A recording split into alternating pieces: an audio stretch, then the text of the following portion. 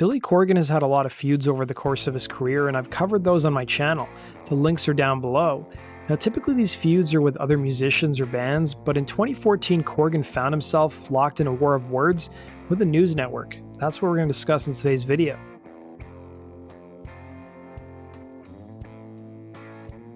One of CNN's highest rated shows is Anderson Cooper 360. I haven't seen the show in years, but I remember he used to have a lighter news segment on his program called the RidicuList, which calls out ridiculous news items. On his program one night in October of 2014, he would take a swing at the Smashing Pumpkins frontman Billy Corgan for appearing on the front cover of a hometown cat magazine called Paws Chicago for their summer issue. Not only that, but his Twitter page teased that night's episode with a tweet that read, "Where are they now from 6 million albums to posing with cats?" On top of that, Cooper also criticized Corgan for appearing in a local furniture ad in his hometown as well. Here's the clip of Anderson Cooper goofing on the Smashing Pumpkins frontman. Time now for the Ridiculous, and tonight I'd like to invite you to come with me on a musical trip down memory lane. Not too far back, just about 20 years, to when the shirts were flannel, the rock was alternative, and Smashing Pumpkins burst into the mainstream with their album Siamese Dream. So maybe the guitar sound is a bit derivative of My Bloody Valentine, but that's besides the point. Siamese Dream came out in 1993 and sold 6 million copies worldwide and is listed on Rolling Stone's 500 greatest albums of all time. Smashing Pumpkins made more records, but you really don't hear much about them much these days, until that is now. Because tonight I'm happy to report that frontman Billy Corgan is back and edgier than ever on the cover of Paws Chicago magazine. Now, I don't know if you can read the sub-headline there. It says, Billy Corgan's Siamese Dream. Well played, Paws Chicago, well played. Now, this is a kind of jarring event for a couple of reasons. One being that it made us Google what else Billy Corgan has been up to, and apparently just last year, he was in a commercial for a Chicago furniture store. Wait, that's a Walter E. Smith chair. Walter E. Smith.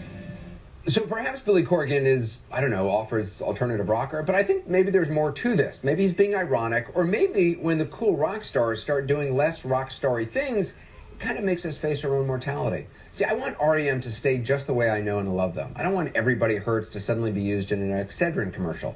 I don't ever want to see a product called Eddie Vedder's Prune Jam.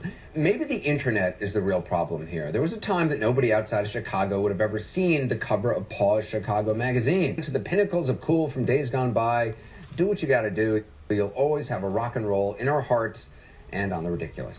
Strangely enough, Billy Corgan wasn't the first person to respond to Cooper's segment. Paws Chicago first responded by photoshopping Anderson Cooper's head onto a magazine about dogs, and Corgan would have his say on Twitter shortly afterwards, stating, "Sorry to disappoint, but when I'm not raising Cain for a great organization like Paws Chicago, I'm still making real music.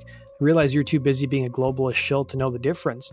Corgan wasn't done just yet, though. By the end of the month, he started selling FU Anderson Cooper shirts in his hometown of Chicago during a concert, with proceeds from the shirts going to a local charity. 3 years later, in 2017, Corgan appeared with a newly reunited Smashing Pumpkins minus bassist Darcy Retzky on Howard Stern's radio show on Sirius XM, and the shock jock brought up his feud with Anderson Cooper. Stern would ask Corgan whether he wanted an apology from the news broadcaster, to which Corgan replied, "I wouldn't want one. It wouldn't mean anything to me. I've seen enough of his ilk. He's playing for a team that doesn't have my best interest at heart. I would argue America's best interest at heart." It would be ironic that years later a leaked tape of Howard Stern would surface from 2013 in which he claimed he helped revive Billy Corgan's career in 2012 during an internal team meeting. A fan would reach out to Corgan on Instagram, and the exchange went as follows. "Howard Stern takes credit for your high charting in a newly leaked video. Thoughts? Annoyed me." To which Corgan responded, "I love Howard and appreciate him more than words can convey. I was in no way offended by what he said. He has been incredibly supportive of my work as an artist. There was no better interviewer in the world." In January of 2017, Corgan would appear on Mancow's radio show, and Corgan would take glee over a recent interview that Cooper conducted with President Donald Trump's counselor Kellyanne Conway, revealing, "I once had a feud with Anderson Cooper, who ran fake news about me a few years back. I would recommend anyone to watch the clip from last night of Anderson Cooper talking to Kellyanne Conway. He spent 7 minutes melting down. It's one of the most embarrassing things I've ever seen from a journalist, especially someone at his level who understands the game. It's something I thought I'd never see," he would say. CNN would end up running a documentary about the decade, the 90s, and barely gave a mention to the Smashing Pumpkins. A fan would reach out to Corgan on Instagram saying, "Just watched CNN, the 90s, and I was very upset that they only had a soundbite of you."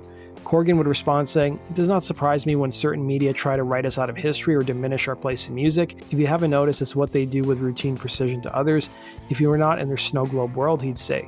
That does it for today's video, guys. Thanks for watching. Be sure to like button and subscribe. We'll see you again in Rock and Roll True Stories.